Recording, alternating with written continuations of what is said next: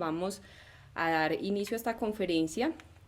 Este es el contenido que vamos a manejar el día de hoy. Vamos a hablar sobre cambios cognitivos normales al envejecer, cuáles son los efectos de la reserva cognitiva y qué es reserva cognitiva, el envejecimiento como factor de riesgo para desarrollar enfermedad de Alzheimer, el contexto global de esta enfermedad, cuándo debemos sospechar inicio de esta enfermedad y prevención. Básicamente esos son los temas que vamos a tocar. Entonces sé que de esto ya hablaron en jornadas más anteriores o en charlas previas, pero es importante que nosotros nos centremos en definir qué es la cognición. Muchas veces las personas consultan porque están con alteración de la memoria y se habla muy en específico de la memoria, pero resulta que la función cognitiva involucra muchas otras funciones o dominios además de la memoria. Entonces sabemos que la función cognitiva es la facultad que tiene un ser vivo para procesar información a partir de su percepción. Entonces fíjense que ahí hay un punto supremamente importante y es que la función cognitiva juega un rol importante la parte sensorial, visión, audición. El conocimiento adquirido en base a la experiencia, y sabemos que en ello las personas mayores nos llevan muchísimos años de ventaja, y características subjetivas que permiten valorar la información o todo lo que está alrededor de nuestro entorno. Entonces, finalmente, la función cognitiva normal en el envejecimiento hace que podamos tener un buen empoderamiento social, que tengamos una participación en sociedad, y eso nos lleva a un envejecimiento activo. De ahí es tan importante que las personas mayores conserven su función cognitiva. Y estas son las habilidades cognitivas generales, ya hablaron de esto, la velocidad de procesamiento, la función atencional, memoria, lenguaje, función visoespacial, función ejecutiva. Digamos que todas ellas involucran lo que llamamos inteligencia, ¿sí? ¿Qué tenemos en el envejecimiento? Que hay mucha diversidad, porque sabemos que cuando llegamos a viejos, pues tenemos todo el trasegar de experiencias previas en nuestra vida. Entonces no es igual el envejecimiento de una persona, de dos personas de 85 años, por ejemplo, pero una persona con unas experiencias de su vida en área rural, por ejemplo, a una persona que creció toda su vida en ciudad, tuvo oportunidades de estudio, educativas, laborales, un rendimiento intelectual alto, ¿sí? O sea, hay muchas diferencias y esa diversidad es a lo que nos lleva a veces que los cambios en la función cognitiva sean variables dependiendo de ese contexto. Entonces, dentro de esa diversidad nosotros hablamos de dos términos que son la inteligencia fluida y la inteligencia cristalizada. La inteligencia fluida cambia con el envejecimiento porque tiende a enlentecerse un poco. Son aquellos procesos en los cuales nosotros necesitamos velocidad de procesar información y esto cambia con el envejecimiento. De hecho, por ejemplo, en las personas mayores el aprendizaje se puede hacer de nuevas aptitudes, de nuevas experiencias, pero tal vez necesitan un poco más de repetición para que se logre ese aprendizaje que una persona más joven. Diferente a lo que ocurre con la inteligencia cristalizada. La inteligencia cristalizada es la que tenemos adquirida por la experiencia. Ahí aplica el dicho que más sabe el diablo por viejo que por diablo, ¿sí? Es decir, que tenemos toda esa experiencia acumulada en la vida es la que nos lleva a tener este desarrollo de inteligencia cristalizada. Y esos patrones de cambios cognitivos van ocurriendo dentro de todo el ciclo vital. Aquí ya lo describí, básicamente les voy a enfatizar en la inteligencia fluida, nos permite resolver problemas sobre nuevas situaciones, esto es independiente de lo aprendido, incluye una capacidad personal innata y que permite manipular las situaciones medioambientales de forma inmediata y responder rápidamente, que esto genera un declive con el envejecimiento. Entonces, normalmente, como nos salen canas en el pelo, nos salen arrugas en la piel, pues obviamente la función cognitiva cambia. Y sabemos que estos cambios, puede haber unos cambios normales, como es la velocidad de procesar información, es un poco más lenta, hay una reducción en la atención, sobre todo estos dos tipos de atención, hay una atención dividida y una atención selectiva. La atención selectiva es la capacidad que yo tengo de prestar atención a un estímulo cuando hay múltiples estímulos simultáneos. La atención dividida es aquella que me permite desarrollar el multitasking, ¿sí? Que ahí las mujeres lo llevamos mucho mejor que los hombres, pero con el envejecimiento tiende a disminuir un poco más. El lenguaje es mucho más rico al envejecer y eso depende mucho de la inteligencia cristalizada.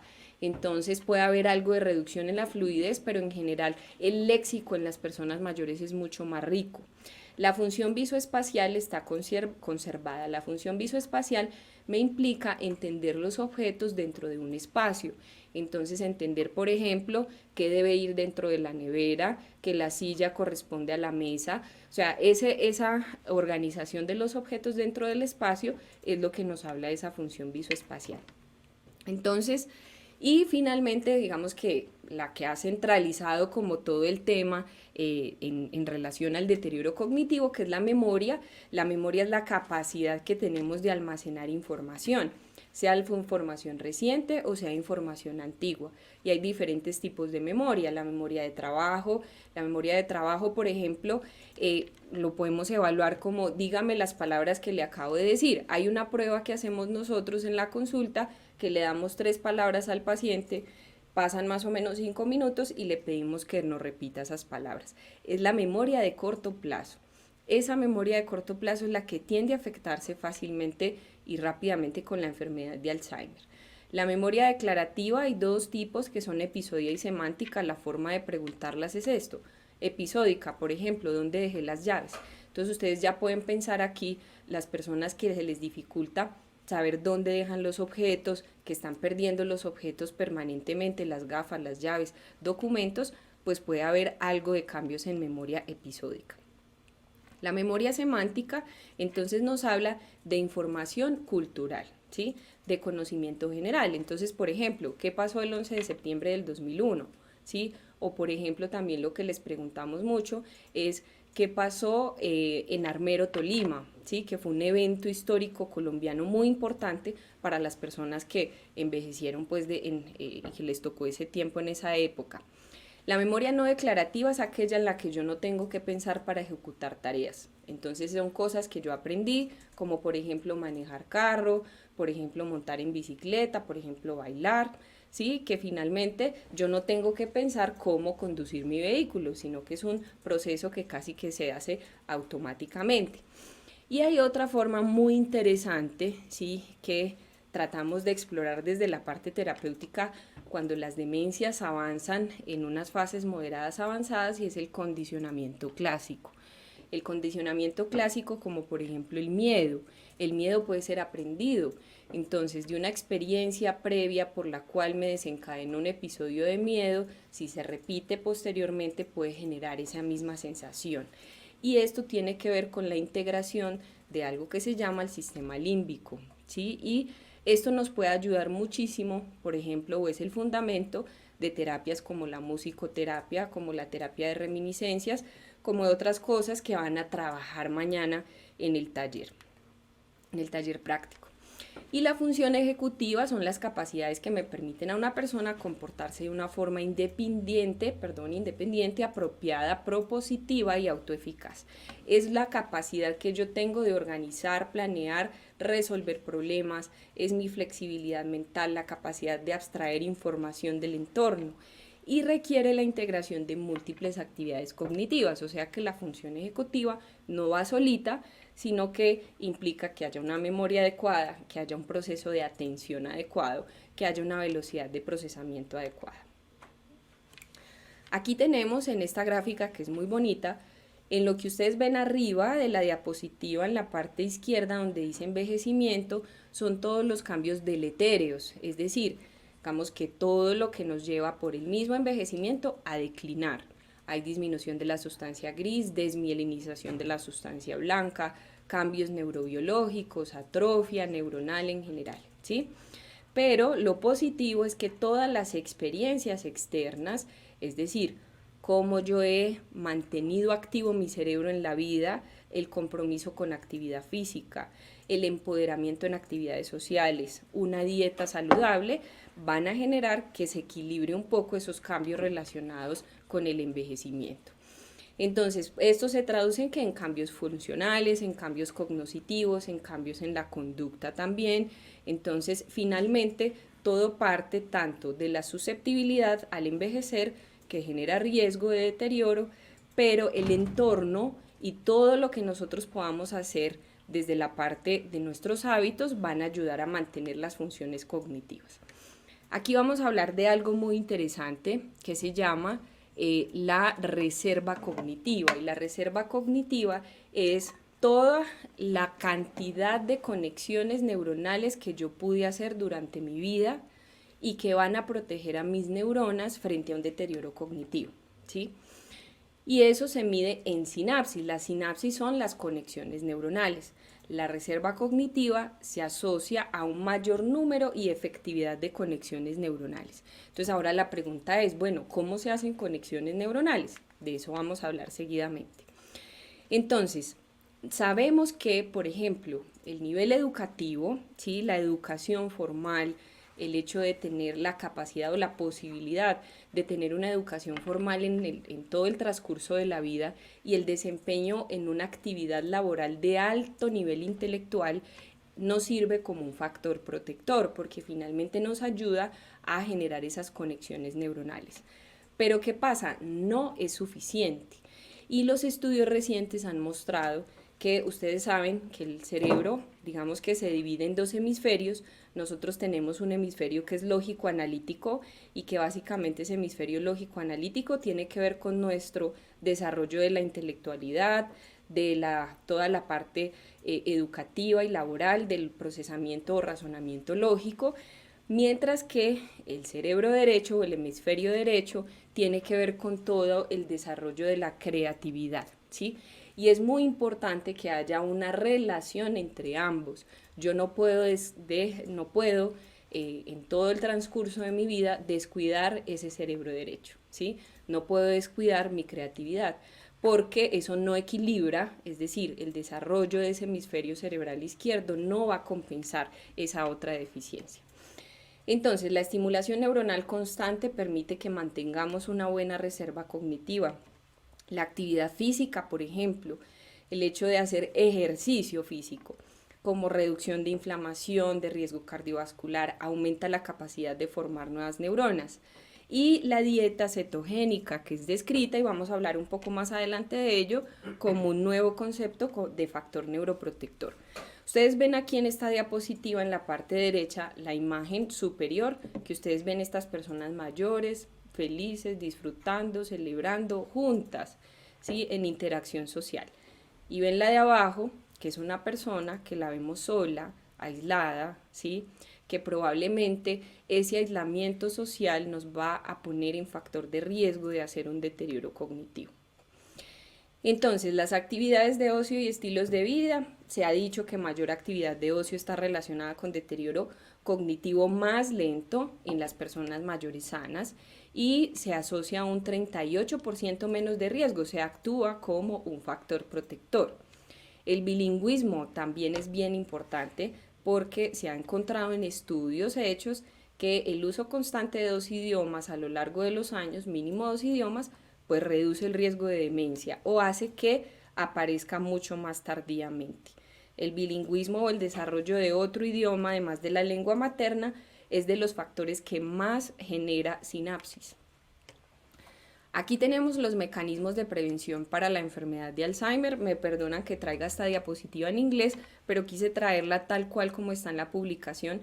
Esto es publicado en Lancet. Lancet es una de las revistas más importantes que publica temas en la parte médica y ellos sacan publicaciones casi anuales en relación a la enfermedad de Alzheimer.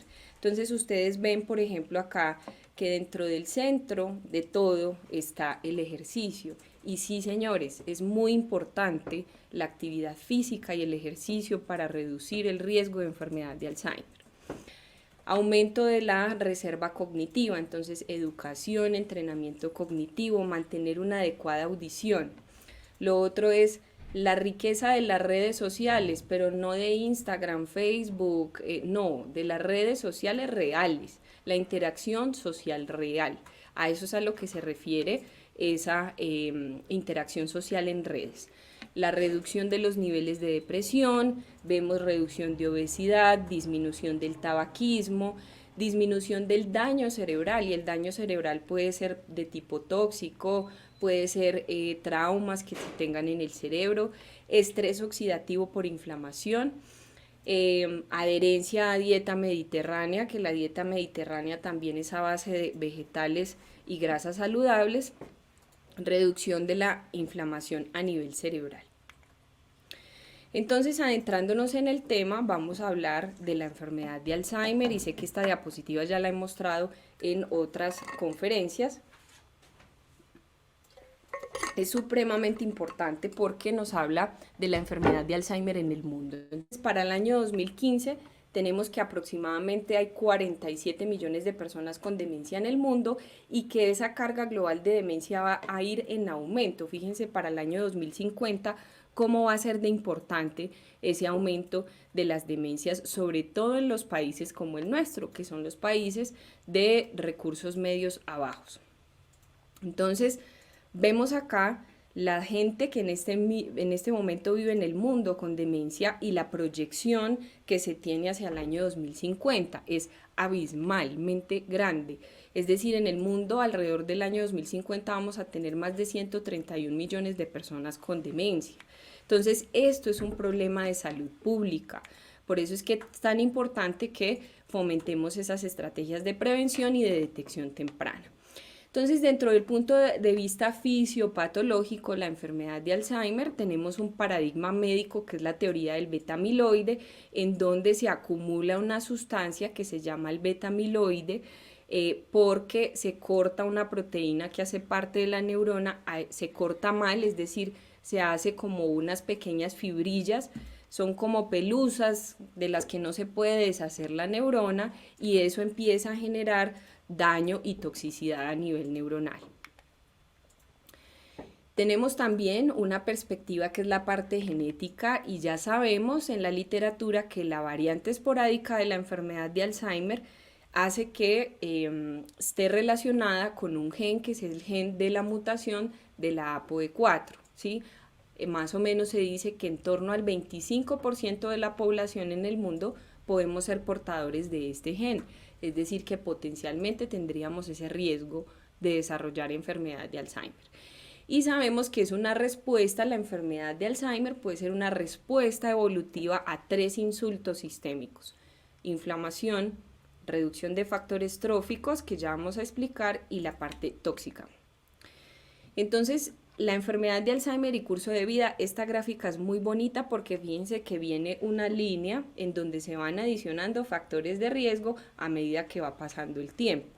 Entonces tenemos el factor de riesgo genético, que es el 7%, asociado a la APOE4, ¿sí? Y en las etapas tempranas de la vida, 8% de riesgo si hay bajo nivel de escolaridad. Edad media, pérdida de la audición, empieza la hipertensión, empieza la obesidad, luego empieza el tabaquismo, la depresión, el sedentarismo, el aislamiento social, la diabetes. Todos esos factores empiezan a sumar para que al final de la vida los factores que son potencialmente modificables son un 35%. Es decir, que desde etapas tempranas de nuestra vida tenemos en nuestras manos la posibilidad de prevenir esta enfermedad en un 35%. ¿Sí? Todos esos factores se suman hasta que en la edad adulta mayor pues ya desarrollamos la enfermedad de Alzheimer. Entonces, la expresión clínica, sé que de esto pues vamos a hablar más adelante en otras conferencias.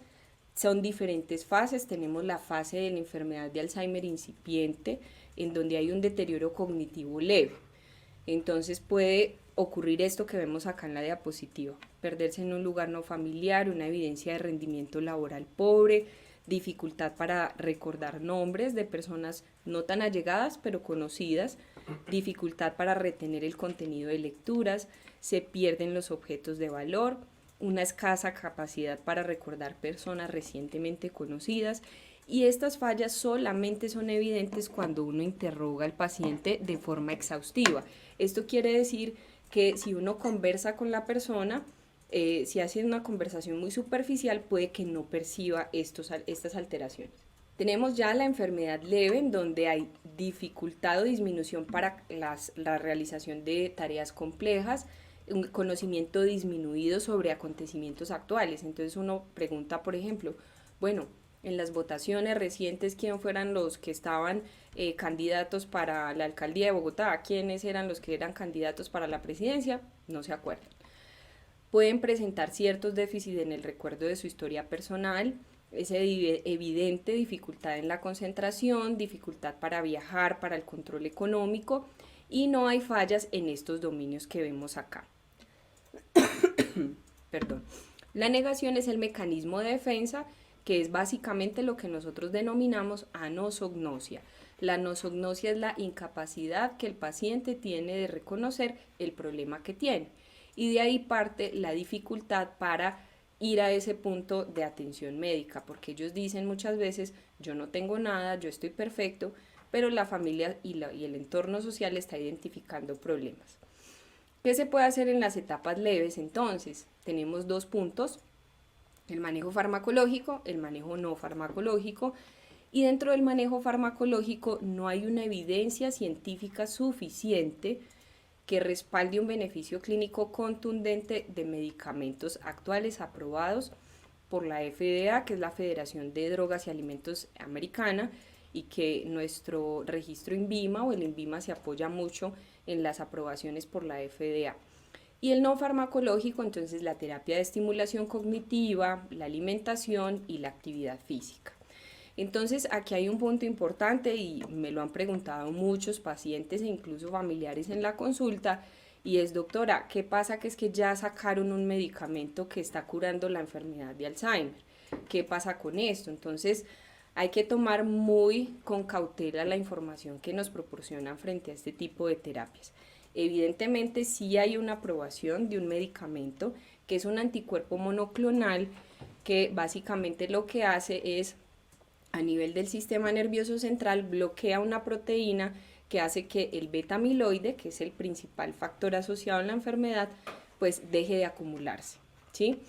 El 7 de junio del 2021 la FDA aprobó este medicamento que se llama Adulgem para el tratamiento de la enfermedad de Alzheimer. Sin embargo, ha sido muy criticado por la evidencia en la literatura, porque la recomendación que hace la FDA es basada en estudios, no en desenlaces específicos en la clínica de los pacientes, ¿sí? Entonces, como lo dice aquí lo puse textual de esta editorial sacada de uno de los journals más prestigiosos en el mundo, que es el New England Journal of Medicine, y dice acá que el comité advisor dice que la aducanumab pues realmente tiene una aprobación por FDA, pero se hace con base de un desenlace en los ensayos clínicos relacionado con neuroimágenes, más no en el contexto clínico como tal del paciente. Entonces, ¿realmente sería lo más adecuado? Es la pregunta. Está aprobado y se tratan pacientes en Estados Unidos, donde está aprobado y está indicado para deterioro cognitivo leve por enfermedad de Alzheimer o enfermedad de Alzheimer en fase leve. Ahora, publicaciones más recientes, esta es de finales del año pasado, que nos habla ya de una revisión de todos esos estudios que se han hecho con este tipo de moléculas, que se llaman moléculas modificadoras de enfermedad, que son los anticuerpos monoclonales, en donde está el aducanumab con su indicación, y hay otra molécula también que dentro de los estudios, que se llama lecanemab, también ha demostrado un potencial beneficio. Sin embargo, desde el punto de vista clínico no sabemos si va a controlar los síntomas y la progresión de la enfermedad. Dice dentro de ellos, el aducanumab y el lecanemab tienen más o menos un relativo buen efecto. Sin embargo, la eficacia en los pacientes no es bien conocida, o sea, realmente no es muy claro.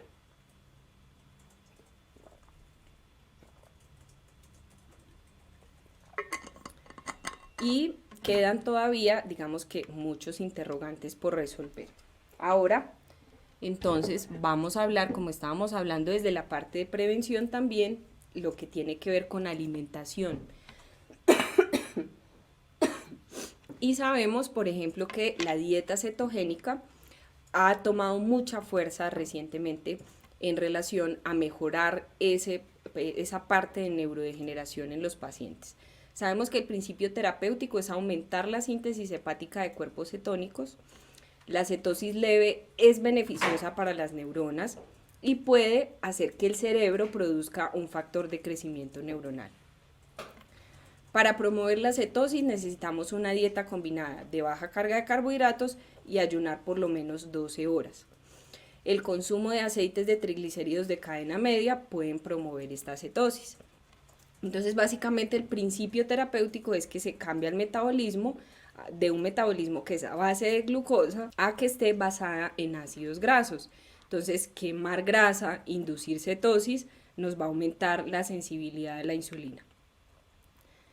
Podemos tener esto, por ejemplo, que son los triglicéridos de cadena media, son derivados del coco, este que les traigo acá es el palmiste. El palmiste es un derivado también como del fruto del coco, y los triglicéridos de cadena media generan muchísimo beneficio para las células que barren o limpian a las neuronas de ese beta-amiloide. Entonces, la dieta basada en grasas saludables son alimento para los astrocitos, favorecen la nutrición neuronal, bloquean el efecto de radicales libres y controlan la actividad de neurotransmisores. Entonces, estábamos hablando que las grasas saludables son el alimento de los astrocitos. Los astrocitos son las células que ayudan a barrer o a limpiar todo ese beta-amiloide que se produce por estos cambios a nivel neuronal en la enfermedad de Alzheimer. Entonces, favorecen la nutrición neuronal, bloquean el efecto de radicales libres, controlan la actividad de neurotransmisores. Entonces, esto lleva a disminuir ese riesgo de enfermedad de Alzheimer. Ustedes ven aquí esta tortica, ¿sí? En donde se ve la distribución de los alimentos, cómo debe ser diariamente. Entonces, lo ideal es que tengamos una dieta a base de grasas saludables. Las grasas saludables son aquellas que tienen más proporción de omega 3 que de omega 6, ¿sí? Y todas esas grasas saludables que tienen mayor aumento de omega 3 las tenemos, por ejemplo, del MCT que les acabo de mostrar, que son los triglicéridos de cadena media. También viene el aceite de oliva, el aceite de coco también, el aceite de aguacate, incluso el aguacate, todas las semillas como son las marañones, los pistachos, todas ese tipo de semillas tienen una alta proporción de grasas saludables, y lo mismo que los quesos maduros también. Entonces es cambiar un poco a disminuir esa proporción de alimentación a base de carbohidratos y tener un poco más de grasas saludables. La carga proteica recomendada es alrededor del 20%. Entonces aquí vemos el astrocito que les mencionaba. Fíjense el del lado izquierdo, que se ve como muy despelucado, ¿sí? Y probablemente sea disfuncional cuando su metabolismo se genera a base de glucosa, mientras que cuando se genera a base de cuerpos cetónicos, como es el beta-hidroxibutirato, el acetoacetato, pues es un astrocito, mucho más funcional. Entonces tiene menos ramificaciones, puede producir factores tróficos y puede producir una cantidad de sustancias que van a ayudar a que la neurona se mantenga bien. Entonces fíjense cómo es de importante esto. O sea, nosotros evolutivamente hemos hecho este cambio. O sea, de los neandertales venimos y nuestro cuerpo está diseñado para comer como estas personas que vemos aquí en la parte izquierda de la diapositiva, ¿sí? Pero estamos comiendo como este señor de la parte derecha. Entonces, claramente, una mala alimentación es la base de que hayan problemas como la enfermedad de Alzheimer. Y por eso es que la evidencia actual ha sido tan fuerte en recomendar desde etapas muy tempranas e incluso para las personas que tienen factores de riesgo familiares, por ejemplo, empezar a cambiar sus hábitos de alimentación. Entonces, ya para concluir, los mensajes para llevar: la enfermedad de Alzheimer es un problema de salud pública en el mundo, afecta a millones de familias, es tan importante que conmemoramos un día a nivel mundial, que es ahorita en septiembre. El envejecimiento trae consigo cambios normales en la función cognitiva. La reserva cognitiva es un factor protector para el desarrollo de enfermedad de Alzheimer. Siempre se debe sospechar de un cambio anormal cuando está interfiriendo en las actividades cotidianas de la persona. Es decir, si una persona ya tiene cambios en su función cognitiva, si está afectando su nivel de funcionalidad, ahí debemos sospechar. Las etapas leves de enfermedad pueden manifestarse con cambios sutiles y los tratamientos farmacológicos en etapas leves de enfermedad no producen un impacto contundente. Muy importante, cambios de estilo de vida empezando por alimentación, puede ser beneficioso en cualquier etapa, pero principalmente en la prevención y en etapas leves. Muchísimas gracias.